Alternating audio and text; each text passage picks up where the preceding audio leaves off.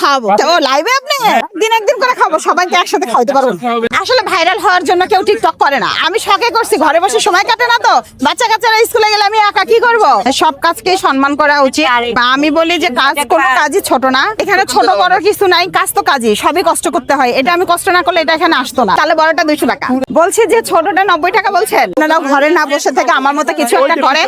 আমি মনে হয় নারীরা সব পারে। এটা মাথা নষ্ট, তো এই জন্য এটার ওয়েটটাও বেশি হয়। না 2.5 কেজি না হলেও 2 কেজির বেশি হবে। 2.5 কেজি নিজের পায়ে দাঁড়ান, তো দেখবেন এমনি আরো বেশি ভালো লাগছে। ও লাইভে আপনি খাওয়াবো দিন একদিন করে খাবো, সবাইকে একসাথে খাওয়াতে পারবো।